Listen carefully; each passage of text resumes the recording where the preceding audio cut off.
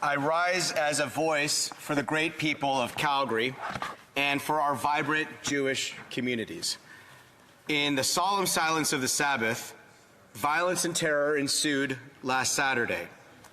The chosen friends that I have had, the chosen family I get to make, like so many of you from across Israel, began to text. They began to text as they learned and watched the documented evidence of atrocities. They watched babies being thrown into cages.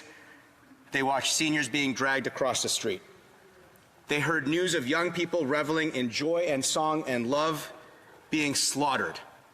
They watched wanton destruction of terrorists roaming the street of the country I've come to love in the many times I've had the honor to visit. And now 7 Canadians lay dead. I'm here just to say a few things.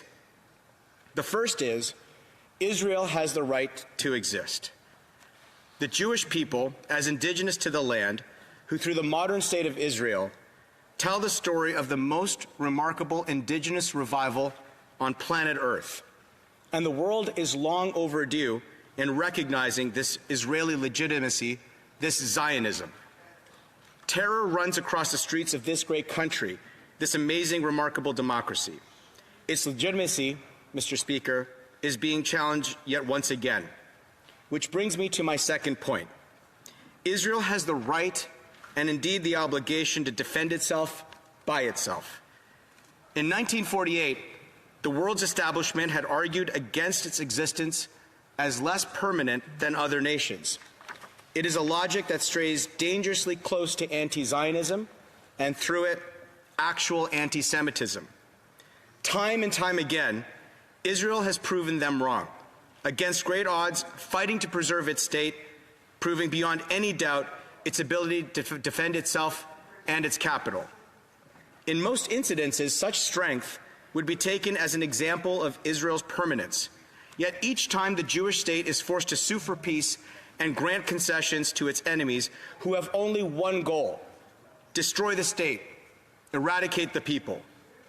We stand with the reservists and security services that bring order to Israel by weeding out hundreds of Hamas terrorists, by rescuing hundreds of innocent hostages, and by ensuring Hamas is dismantled and never capable of this again. And third, Mr. Speaker, anti-Zionism is anti-Semitism. At rallies sprouting up across our land, extremists celebrate rape, murder, and kidnapping by Hamas, calling for actual incitement of violence against our treasured Jewish communities. Extremists celebrating actual hate crimes and actual war crimes constitute an affront to the peace and freedom of all Canadians, especially our Jewish communities. For all the misery, murder, and chaos across Israel and Gaza, Hamas is responsible. There is no equivalence. Hamas is responsible for the deaths you see on the streets of Israel and for the loss of every innocent life to come. Gaza has not been occupied for more than 18 years. For 18 years, it has been part of a Hamas terror factory backed by a clerical military dictatorship in Iran, and it is time to dismantle all of it now. So, Mr. Speaker, in this terrible test, when the calls for appeasement and restraint come, when it's hard to stand with Israel, pay attention to those who actually do. Because under attack by land, by sea, by air, and a firestorm of rockets, infiltrators kidnap and kill innocent civilians. There is no equivalence to be made. Hamas is responsible. Now, this is hard for me because I spent a few years living in the desert under bombardment of Iranian rockets, and I know what it's like.